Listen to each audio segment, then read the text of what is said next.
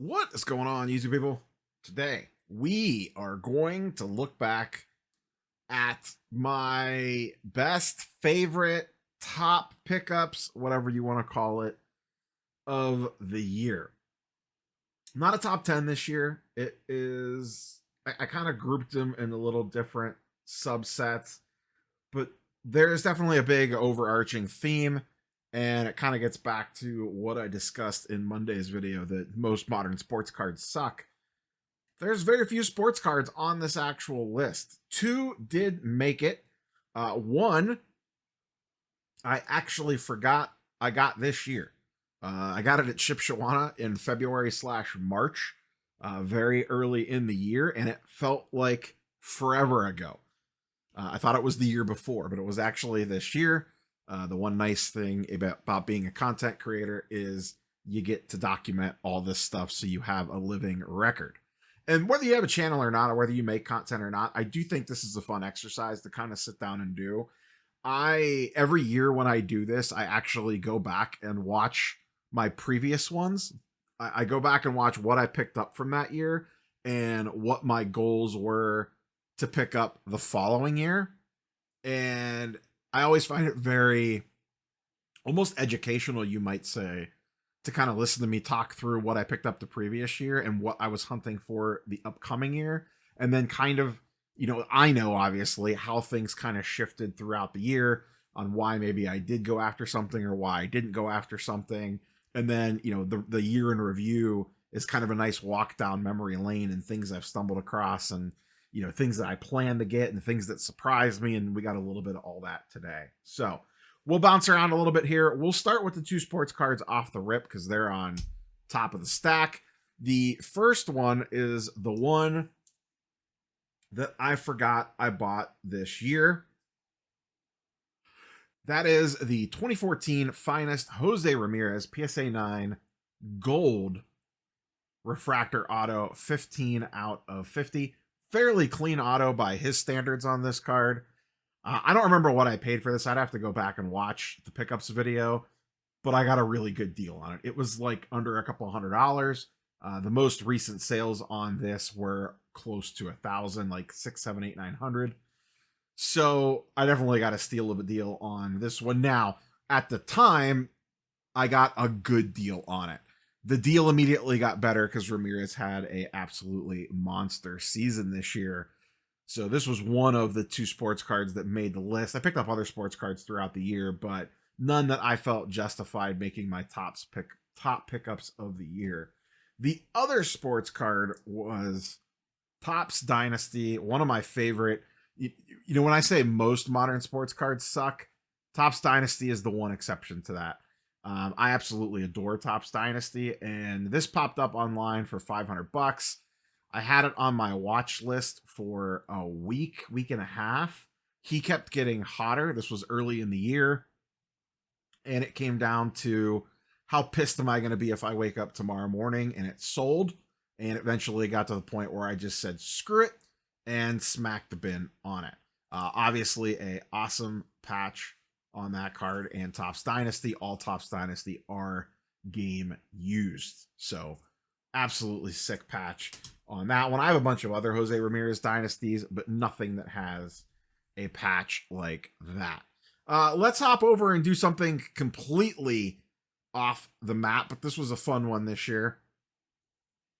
Now, the Black Series figure I have had for a while. If you're familiar with toys, Star Wars Black Series is a very collectible toy line for Star Wars. A lot of people collect these. They're not super rare. Some of them are, but for the most part, you could readily find them. I've wanted an Ashley Eckstein in-person auto for a while and finally had the opportunity to get one this year at New York Comic Con. She has a fantastic signature. For those that don't know, she voice acted Ahsoka Tano, and if Eckstein sounds familiar to you, David Eckstein from former Los Angeles Angels and St. Louis Cardinals fame is her husband. So I actually got to meet him as well during the signing. She is one of the nicest people I've ever met in my entire life. She would sit there and talk to every person that came through the line for 5 to 10 minutes easily. It makes for a long line waiting experience, but it pays off when you get to the front. And she does do inscriptions. So if you're a Star Wars Rebels fan or Clone Wars, you know the I Am No Jedi line is super, super iconic. And she has the great signature where she incorporates the first name into the Ahsoka Tano. Don't mind all the scuffs and stuff on here. I actually have this inside a plastic protective box. That's where most of those are coming from. And I didn't even get this authenticated. I don't care about the, you know, how this is going to grade or whatever. I just wanted this for my personal collection. I have her autograph a ton on different stuff, but I wanted to get one in person, and something like that was really cool.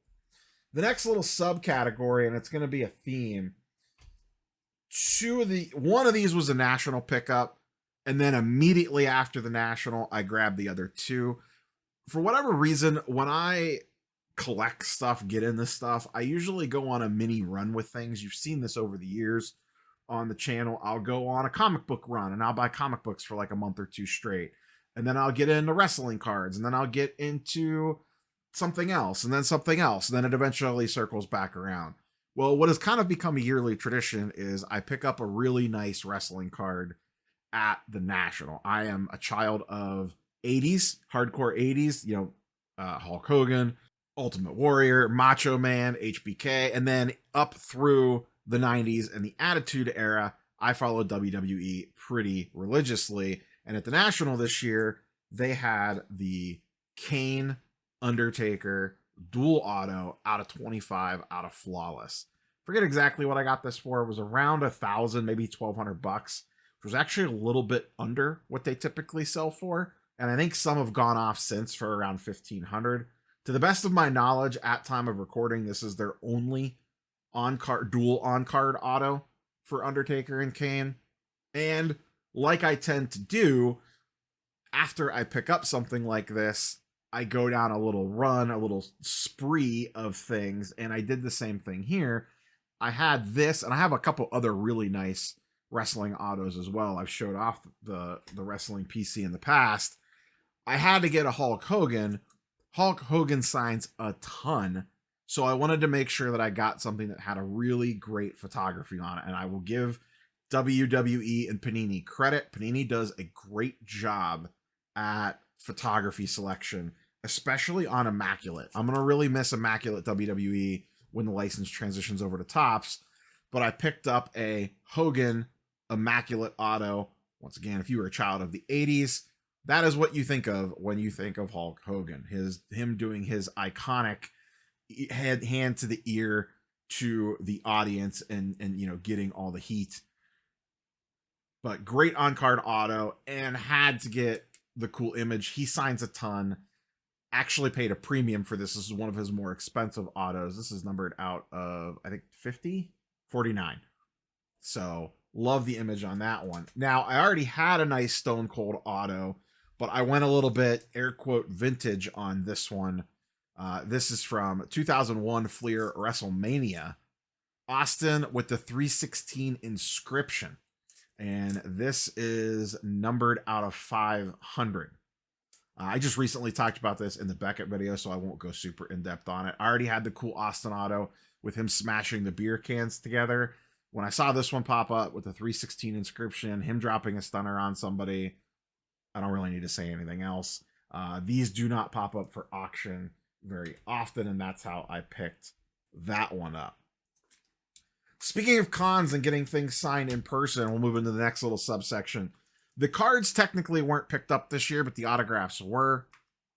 At Heroes Con this year, I got a chance to meet Dan Dos Santos, who is the artist on 2024 Marvel, or 2023, I guess, Marvel Masterpieces. Absolutely gorgeous artwork, and I had him sign two of my favorite characters, Kitty Pryde and Spider-Gwen, aka Gwen Stacy. And Dan's an artist. He signs a lot of these. Gorgeous color match inks on these. The yellow with the yellow, the blue with the blue. Almost like he knows what he's doing.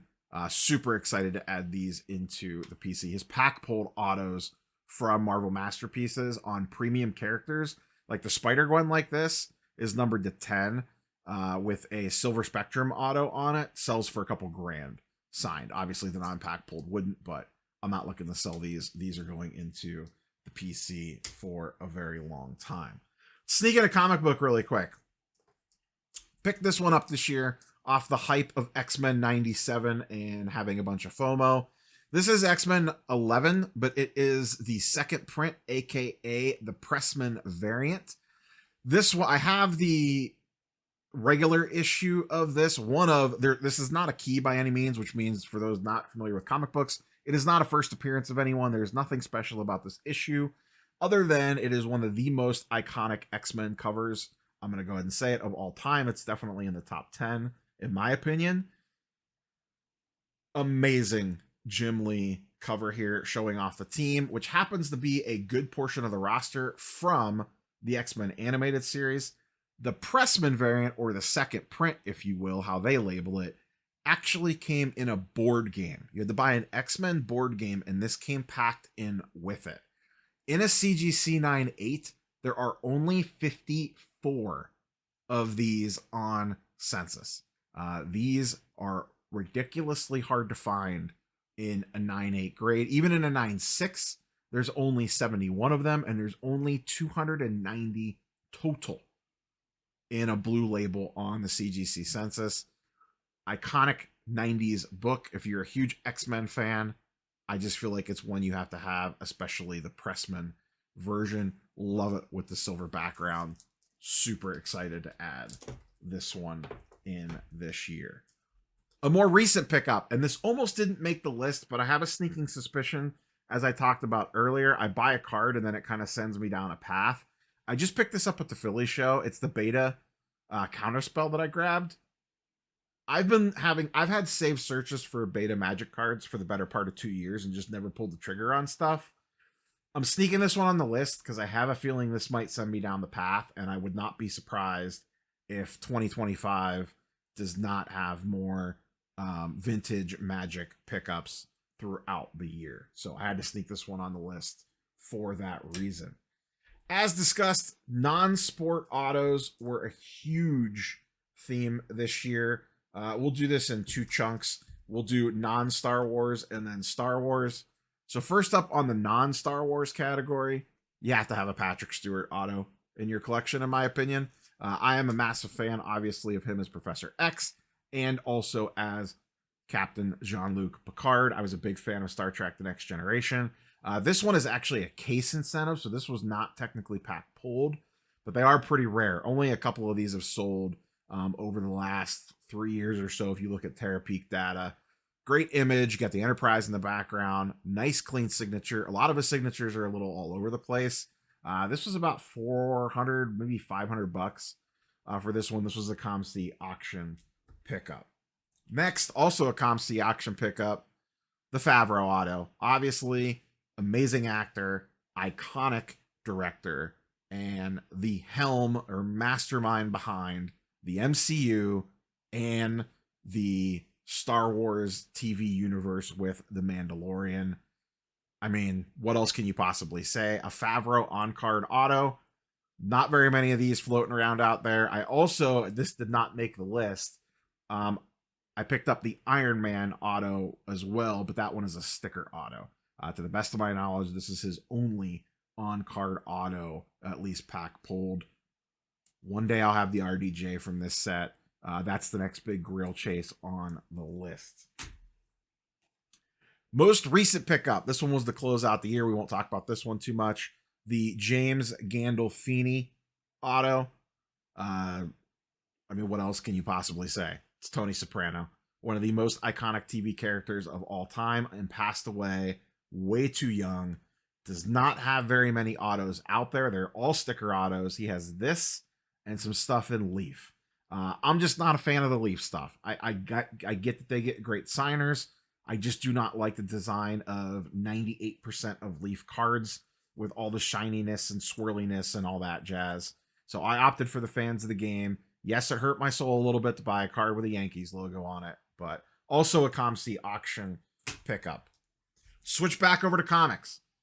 Both these two were in a package deal together. And quite honestly, the one, you probably already know what it is. is my biggest pickup of the year by far. Was a major grail chase of mine for years. If you told me before I started the YouTube channel, or even at the beginning of the days of the YouTube channel, that I would eventually own one of these, I would call you a liar. That is, first up, X-Men 94, the lesser of the two, CGC 8.0 White Pages. First issue after Giant Size X-Men #1, which kicks off the Chris Claremont run, one of the most iconic runs in X-Men history.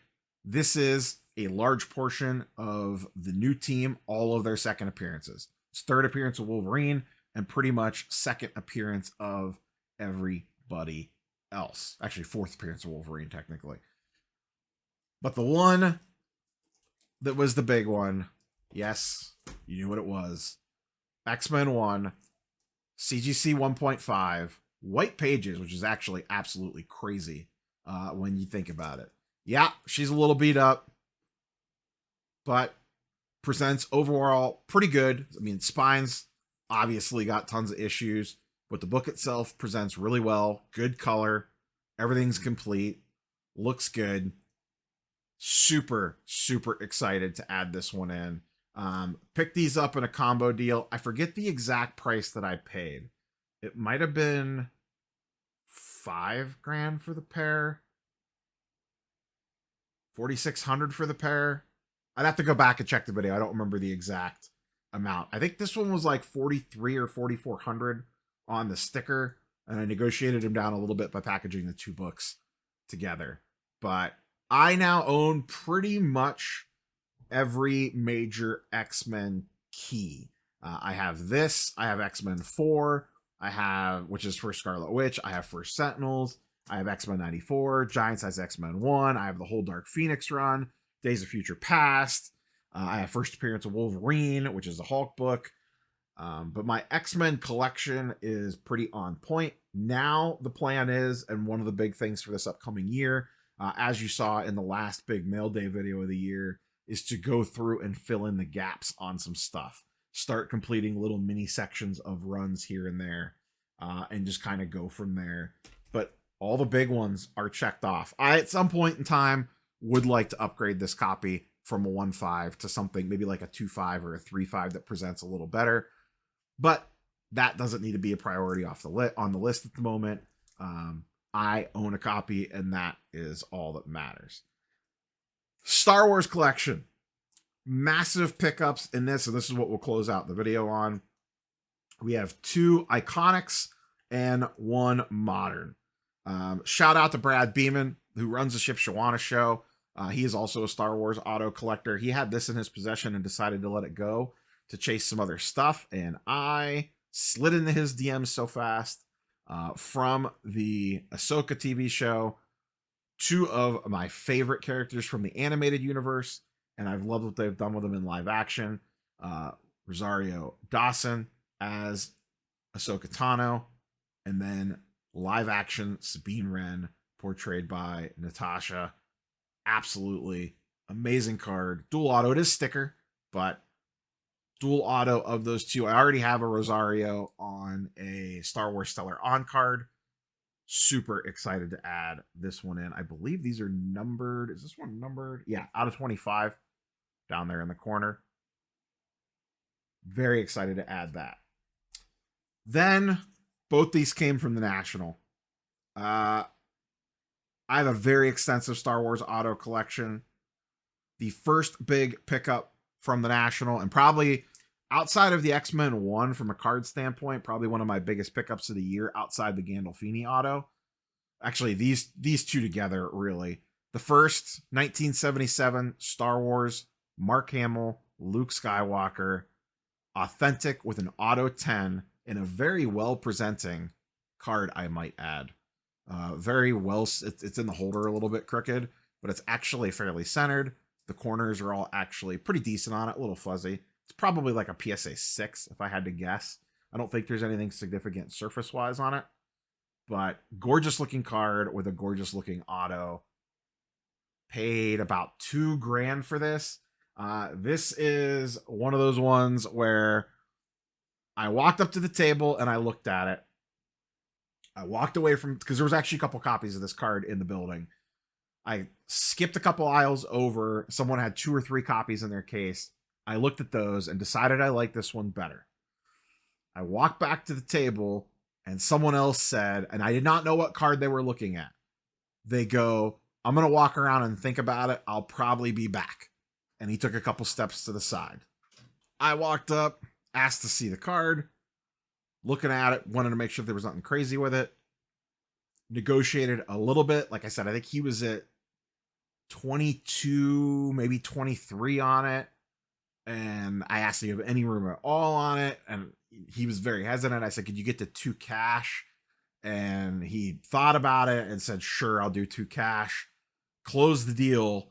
And then the guy that took a half step away was like, I came this close to buying that card. I am now kicking myself. And I've been on the opposite end of that plenty of times, and it sucks. And I went on to tell him, I said, listen, there's multiples in the room. I pointed him in the direction of the other table that had one. But this was one of those ones that if I was a couple minutes later or didn't close the deal right there, I probably don't have this card. Once I picked this up, I ran over to Black Jaded Wolf, who I knew had this card. I looked at this card previous with her. Comps were quite a bit lower at the time than what she had it for. He was still alive at the time. I actually paid slightly over comps for it. I forget the whole negotiation on this card. I think she had it at like 1,000 or 1,200, and comps were like around 700 or 800. And I might be 100 or 2 off either way on this. And I actually paid about $50, maybe 75 over comps in cash, just because I wanted the card. And I've been wanting to knock this one out for a while. I wanted to get my hands on one of these before it was too late. And lucky enough, I did before prices went absolutely batty when he passed away. So glad I knocked this one out when I did. Sucks that he passed away this year. But I got this one locked down before that happened. So I did not have to pay the inflated prices on it that's running around on this card. Even still to this day, they have not. They've come down a little bit, but not that much. So the Star Wars Auto Collection, the only big one that I am missing is Carrie Fisher. That will be on the potential lookout list for 2025. Spoilers for a upcoming video. But those are my favorite / best pickups of the year, however you want to classify it.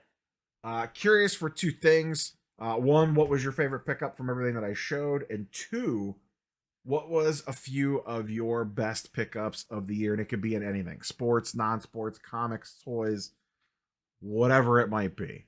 Sick Corvettes, whatever it is that you picked up this year, drop it in the comments down below. That is all I got for you boys and girls today. Hope everyone had a wonderful Christmas.